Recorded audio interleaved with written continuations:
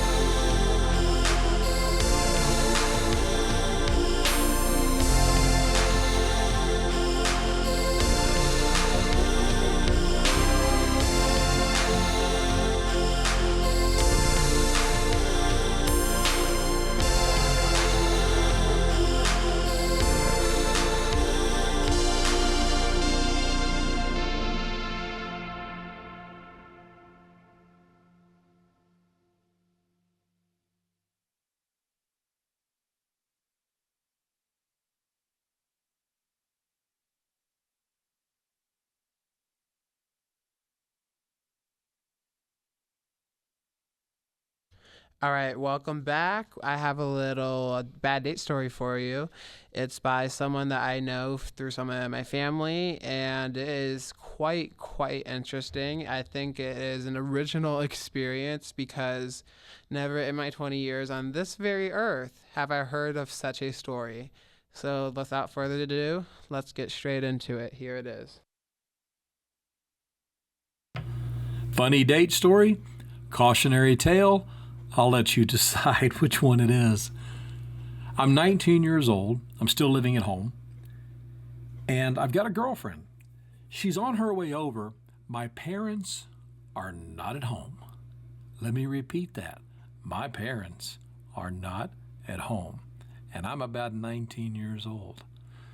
Now, you may think you know how this is going to end. You don't. See, that whole practical joker side of me started kicking in, and I had read this article in TV Guide.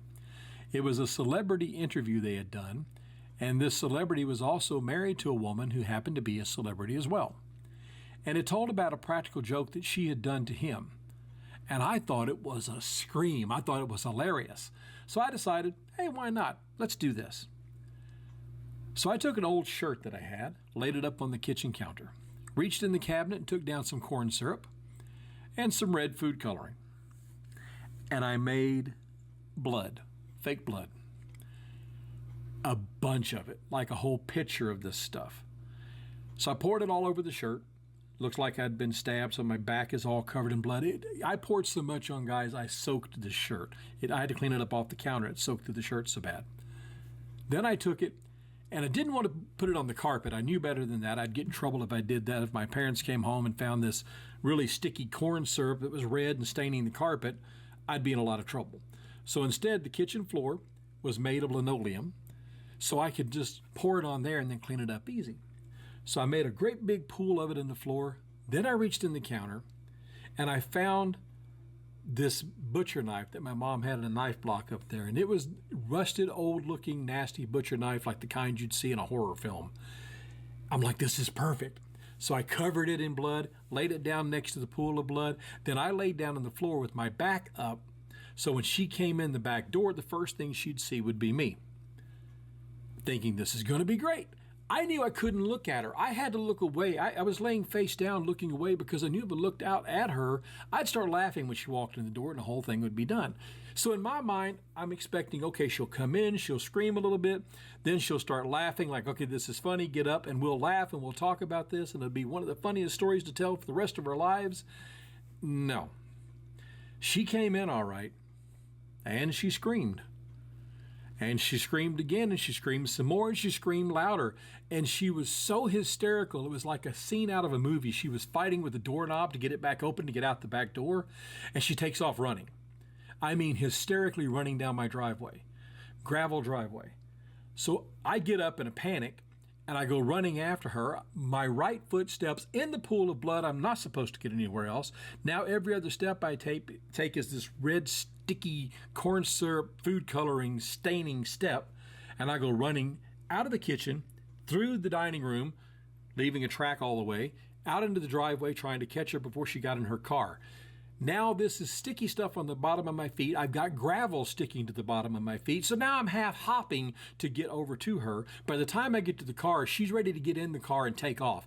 I had to grab her by the shoulders and spin her around and go, I'm okay, it's fine, I'm okay, look, I'm okay. She still had a hard time believing it. It was so hysterical that she couldn't believe for a moment that I was actually standing there with her. She was shaking, she was crying. She had just calmed down from screaming. Her voice was hoarse from it. We go into the house. I sit her down. I got a cool rag. I got her some water. My parents came home about a half an hour later. Of course, I'd been cleaning the mess up while my mom's walking in. Had to explain to my parents what I'd done. I got that mama look. You know the one I'm talking about. Like this was not funny. So my mom makes sure my girlfriend's okay, and she is still so shaken. My mom had to go and get her some medicine to calm her down. Now, what I thought again was going to be a fun story we'd laugh and talk about for a long time, I don't tell this story because every time I tell this story, people look at me and go, you did what? You thought this was going to be funny? Why would you do this to somebody? And I get just these scathing comments from people about it. I thought this was going to be something she'd laugh about, and she never laughed once about it. As a matter of fact, I paid for it for about a week from her, and it's something I learned to never, ever do again. So cautionary tale, like I said. If you think because it's Halloween season and you want to pull a practical joke on your boyfriend or your girlfriend or your significant other or your whatever it may be in your life that you've got somebody you want to play this little game with, make a note. Don't. It's not going to end the way you think it does. You may think it's funny. Nobody else is ever going to think it's funny. All right, we got some bad date stories from Yahoo Life. First, she didn't feel like going out. Then she insisted on going out because she had had a day in quote-unquote your fun. She picked me up, and as we ate dinner shortly after, she confessed her bad day was because she asked out a coworker and he rejected her and told everyone else. So, of course, she had to quit now. I asked the waiter for the check immediately. I actually gave the waiter my card to move it along faster. He saw it on my face and obliged, sorry. As she was dropping me off at my place, she started ranting about how I probably hated her, told me to call her a bleep, then looked at me laughing and said, "You think I'm gonna say something crazy?" and took her hands off the wheel. At that moment, the light up ahead turned red. I jumped out, slammed the door, and walked home. My gosh, I mean, could that go any worse? I went on a blind date with a coworker's daughter. Horrible, horrible idea. You should never do this. She wanted to go to a specific restaurant that was known for a little quote-unquote shady. I picked her up and immediately knew this was a terrible idea. She just came off as really entitled and rude. We got to the restaurant, sat down, and ordered drinks. I had a beer and she got a cocktail, and we almost immediately started flirting with an older man who was clearly intoxicated. She convinced him to buy us a round of drinks and then completely ignored him. I was shocked, but we continued the date. I stopped drinking because I needed to drive, but she continued and got a couple more drinks before we finally left. As I was driving her home, I asked why she wanted to go to the restaurant specifically. Well, it turned out she was barely 19, and they don't card her there, apparently. I was 22 at the time, and I was under the impression that we were the same age. There was no second date, but I was able to save face with my coworker and learned a valuable lesson. And that's what happens when we lie. It's going to get found out one way or another. And lastly, it was the first date from a dating app. He met me at the front and agreed to a restaurant that he was inside and saw a coworker and wanted to switch different restaurant because he didn't want them to know he was online dating. I agreed to move it to a different restaurant a couple blocks down. This bleep had the nerve to ask if he could do a lap around the restaurant first before we sat down, if he knew anyone. I should have ended the date there, honestly, but I let him do his lap and the coast was clear. We sat and had one drink. He was, I would say, awkward. It wasn't going to work. I politely told him as I stood up to go. I laid down $10 for the drink. He got so mad, yelling and following me out to the parking lot, saying, "You ruined my weekend. This is my only day off." He screamed at me. I got into my car as quickly as I could and left. Oof. All I have to say for that is, oof.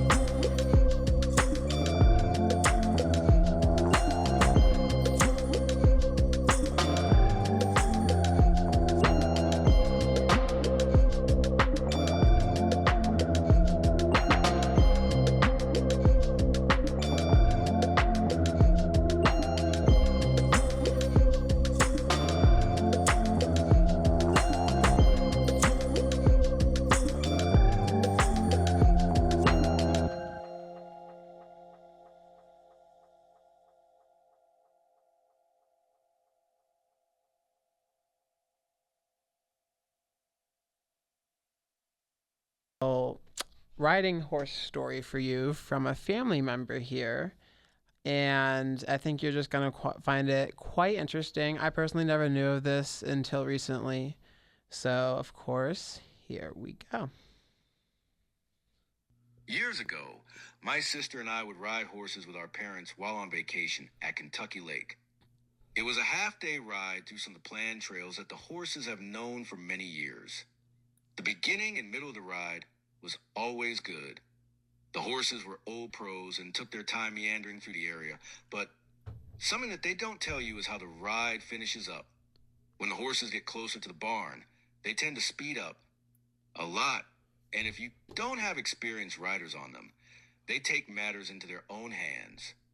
My sister and I were pretty young at the time, probably 12 and 14 years old, with almost zero riding experience.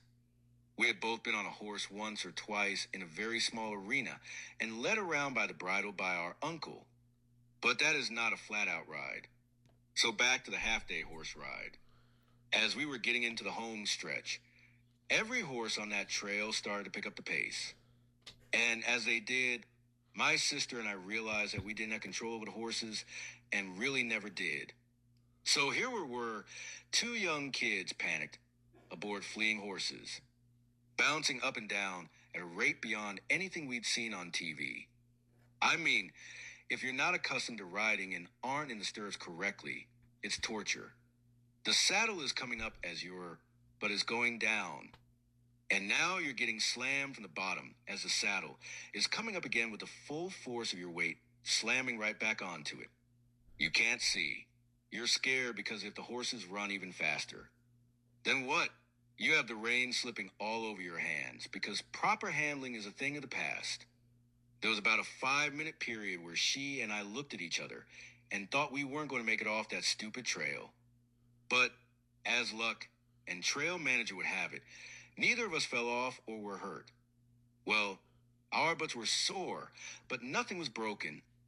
If you ever want to be scared out of your wits by being at the mercy of a strong, powerful animal, go on a trail ride. I dare you. So, from Yahoo and other sources, when I was young and stupid, I kept my passport and foreign currency together. I was going back to the UK and I handed the passport with a stack of money still in it. So it looked like I was trying to bribe the officer. And straight to jail she goes.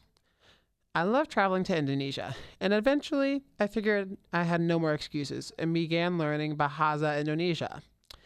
All proud of the few sentences I spoke, I ensured that I would always tell people, "See you later," upon leaving the shop, hotel, and or restaurant. It took me 4 days and many confused looks to double check what I was saying. I meant to say, "Sampai nanti ya," see you later, that would mean. But instead, I told people "Sampai manti ya," which beautifully translates to "until you die." Oops. Oh, the way I would never come back to that country again. I would pack my bags and go. In Russia, I wanted to buy meat from the deli counter.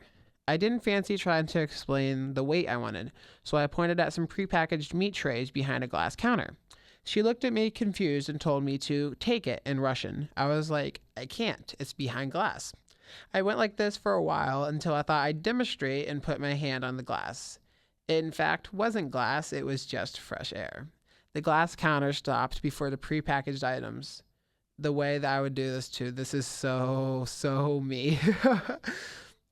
I traveled for over 10 hours for a sold out festival in Vegas. All major hotels were sold out because of it, and I realized I booked the hotel for 2024 instead of 2023. Personally, I think the first mistake was going to Vegas. I mean, dang. Nothing too embarrassing, but I still laugh about it. I went to a fancy restaurant in Kyoto once, and the hostess put down a little bowl of what I guessed was soup or broth on the table. So I drank it. She returned about a minute later with some tempura and seemed surprised that I drank the dipping sauce intended for it. She was like, "Oh, did you like it?" My airport story. I was wearing a new blouse and did not realize that the salesman left a security tag on. The only way I could get through airport security was to cut out the tag, leaving a hole in my blouse. That would have immediately ruined my day. And remember, you're listening to Hawk Radio on Live 365. I am Preston Reynolds.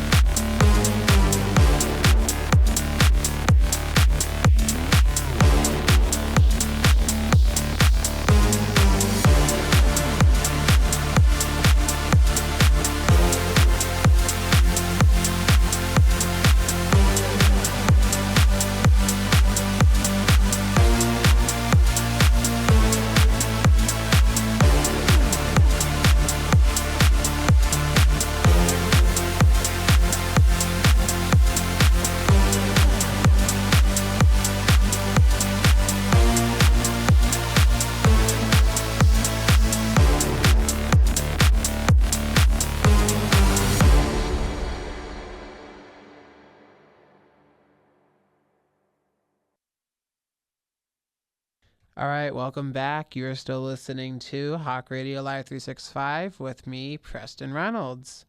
Up next, we have some various gator stories. So, first up, from Wild Florida. Fun fact, alligators can hold their breath for up to 24 hours and have been around for about 37 million years. They're living dinosaurs. But here's what's wild. Many birds actually use gators as protection from other predators, a sort of bird bodyguard, if you will. If the gator is near them, they're safe from anything else that wants to make them their dinner. I guess that proves the saying, the enemy of the enemy is my friend. That said, here's some wild gator stories throughout the years. Alligator farm. In the 1950s, a 10-foot gator named George, or Jorge, however you want to put it, was a frequent runaway from the St. Augustine's alligators farm. He had a particular love for a nearby grandmother's front porch. The woman would come home to find the massive reptile sleeping in the front of her door, curse at him, enter through the back, and call the farm.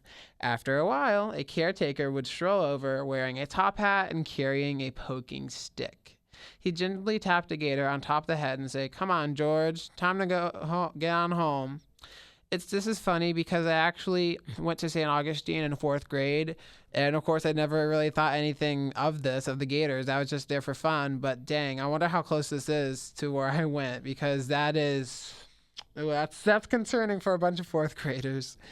Anyways, a licensed alligator trapper, an MMA fighter, Mike Dragich, received an urgent call while at a hockey game to come and remove an 8-foot gator from a residential street. With absolutely no equipment, he arrived on the scene and simply wrangled the gator with his bare hands. To the cheer of many neighbors that had wandered over to watch, afterwards, he carried the gator away like a football, much appreciation of the local sheriff's office who had arrived for the show. I've personally never heard of this guy, but props to him. I mean, multitasking final boss. I mean, wow. Wonder where this is, to be honest, because I've heard stories from all over, to be honest. I mean, not really sure, but hope that I am nowhere near this guy, and that if I am, that he will kind of help out the area. And now I've got a gator story from you. Another one. So, alligators have been used as shoes, briefcases, dinners, weird souvenirs, and more. But this story, my friends, is where Florida man meets the prehistoric beast of Southeast. Sort of. Back in 2016, a man decided that he had the all-time perfect way to make some cash and maybe get some free food, too.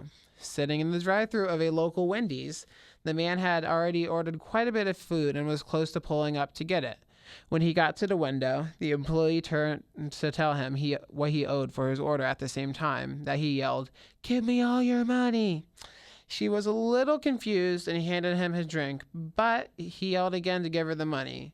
Finally, he turned to his passenger seat and grabbed a 3.5-foot alligator that was riding shotgun and sailed it through the drive-thru window, just missing the employee.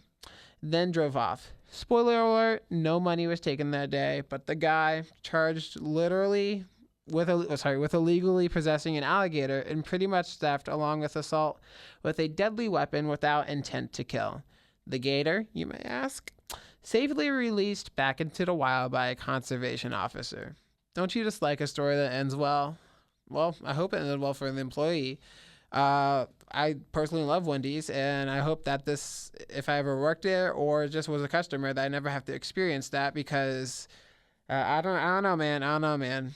Anyways, 2013 was the year of the movie Frozen came out.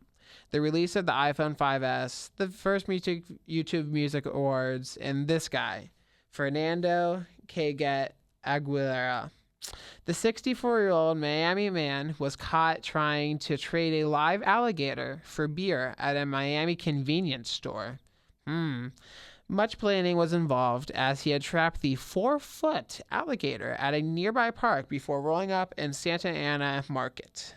He then calmly walked up to the counter and asked for a 12-pack of beer in exchange for the gator. No beer, but the Miami police were more than happy to show him how to handle the situation. Florida Fish and Wildlife Conservation Commission spokesman Jorge Pino said that they took possession of the alligator and it was returned to the wild. But he added that he never in his 25-year career in law enforcement had he ever heard of someone capturing an alligator for the purpose of trading it for alcohol. Aguilera was charged with taking possession and selling an alligator and spent 6 months in jail and was relieved of $500 for his trouble. My gosh, the stories keep getting worse. And Florida man for you. It's I talked about with one of my friends a lot in high school about these Florida man stories. Like, he would always have something to say, and I would always be like, oh yeah. But not until I started doing this show that I realized how many crazy stories there were.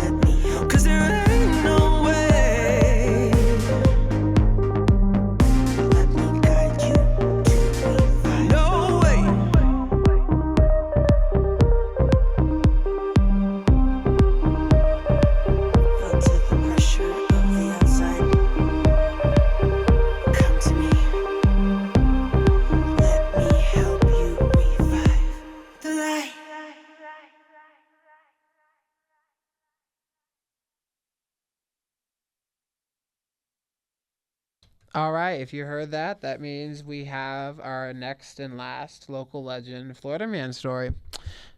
This is from Vice TV. Lane Pittman is something of a local legend in Jacksonville, Florida area. Back in 2015, he showed up to a 4th of July celebration with just his electric guitar and a dream, or at least a planned out idea. He ended up rocking out so hard to the national anthem that a huge crowd gathered, which caused the police to be called. Although he was arrested, the video of it went viral, and which helped him land many gigs playing the anthem at stadiums across the country. So, not a bad deal after all. In 2016, the same guy, different story, he went viral for the same time of a video of him shirtless, headbanging in the wind of Hurricane Matthew while holding an American flag. He has since used his local celebrity for good to help raise funds for hurricane relief, thanks in part to such artists as the Foo Fighters. After Lane got a twofer Florida man shot on TV, Vice TV, they used him as a recurring feature on their new show, What the Florida. To say he was stoked about the whole thing would be an understatement. Now, I personally heard a little bit about this. I mean, I was, in 4th and 5th grade, but I heard a little bit about this and thought it was interesting. At the time, I was a little, ditzy, whatever you may want to call it. But yeah, he is quite the legend, and my gosh, he's viral. So yes, uh-huh.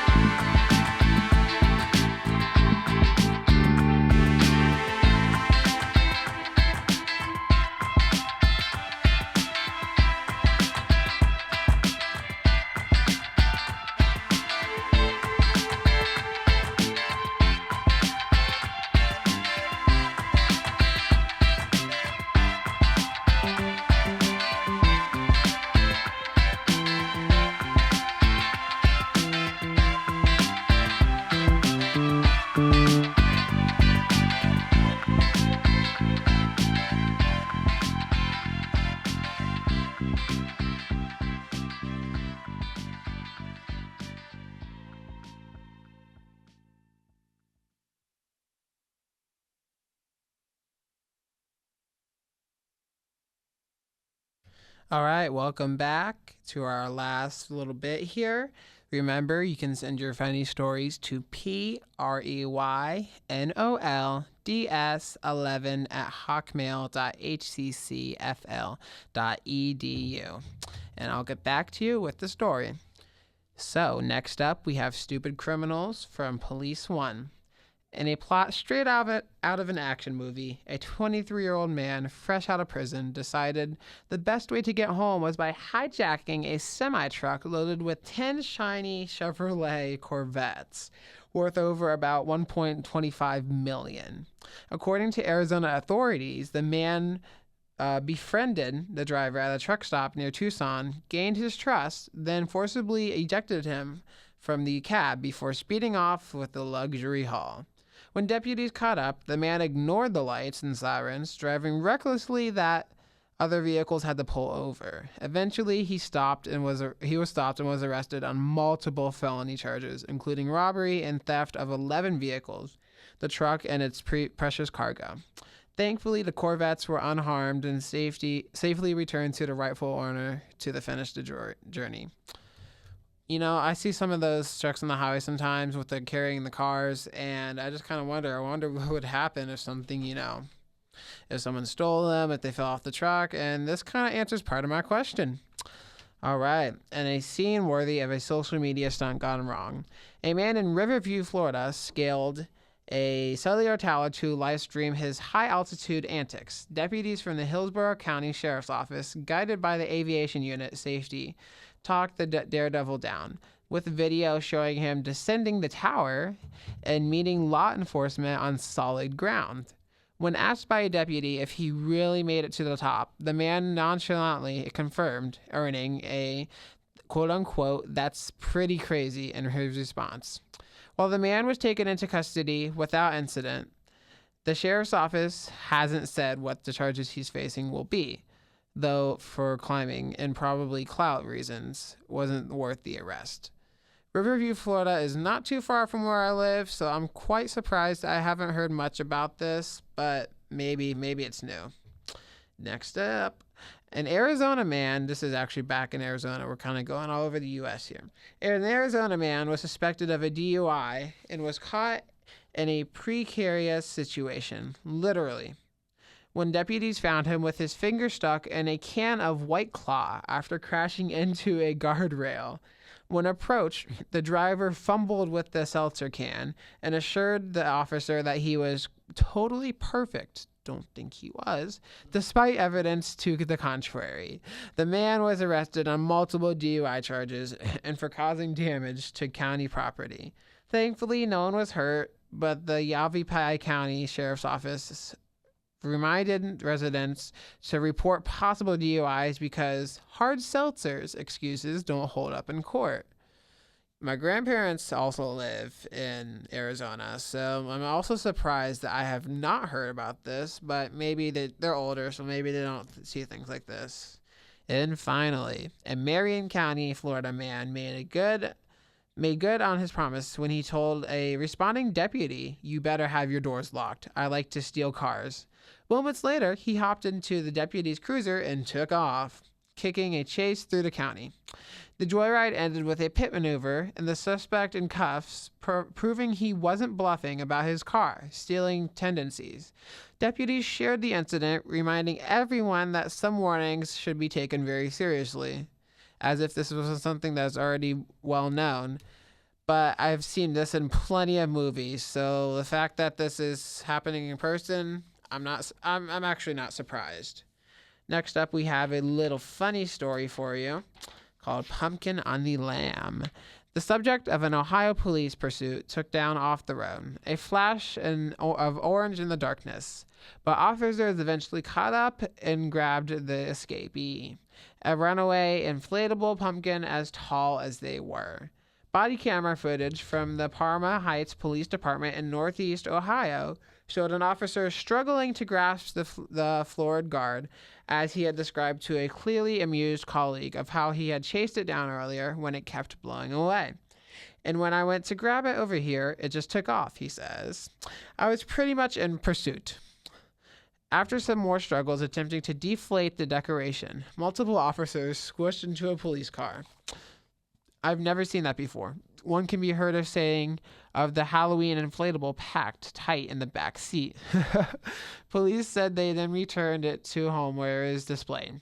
Just another example of how our officers are going above and beyond, even for seasonal decor.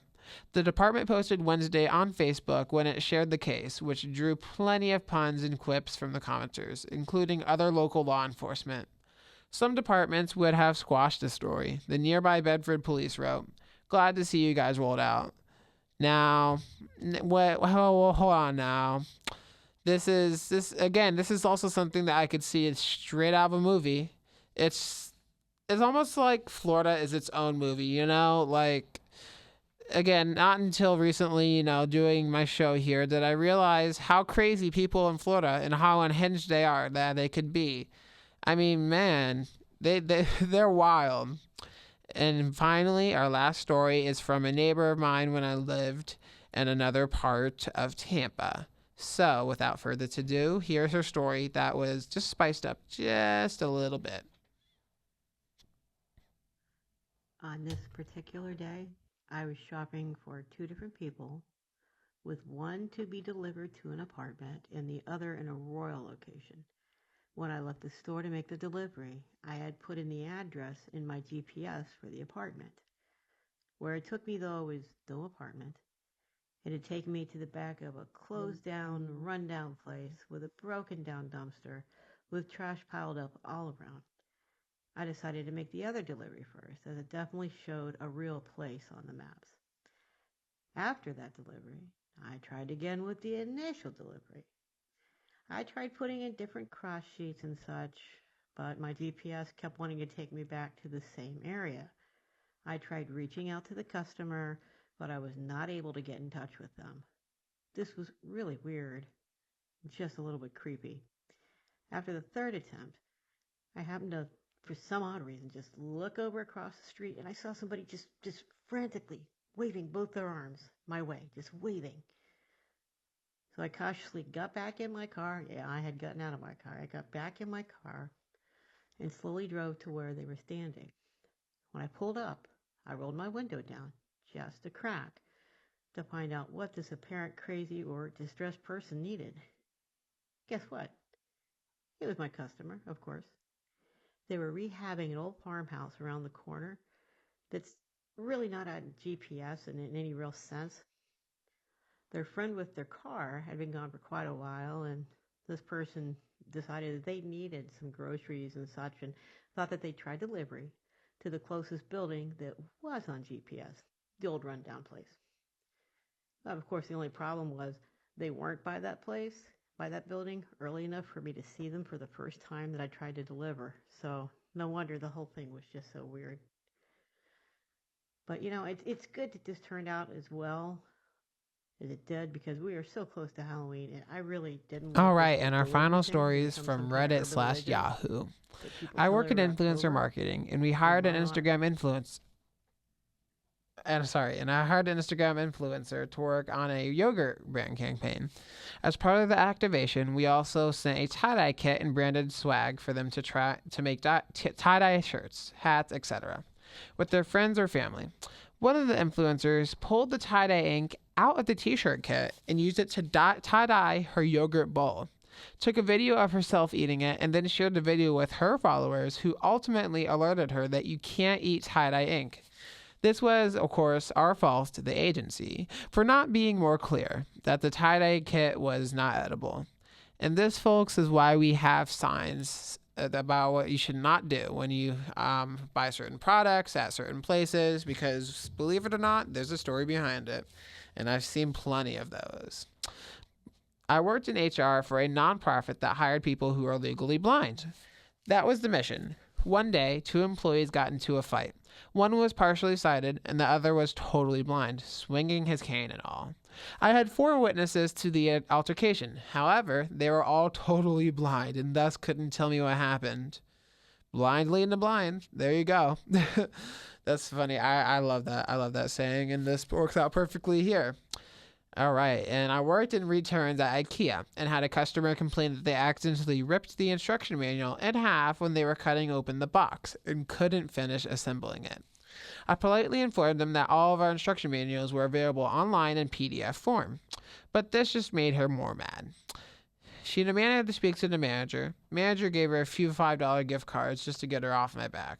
I always find it so funny that this lady thinks that accidentally cutting an instruction manual in half, which, by the way, she still had both halves to, so she could have easily put them together and read the instructions, inhibited her from assembling the furniture. It's 2025. We gotta get on it. This reminds me of a similar story that I'll have for you guys next week. It's another IKEA story. But it's amazing what certain people can't do on their own as adults. And that concludes our show today. Thank you so much for listening, and remember to tune in next week, Thursday, from 2 to 3 p.m. I hope you have a good one.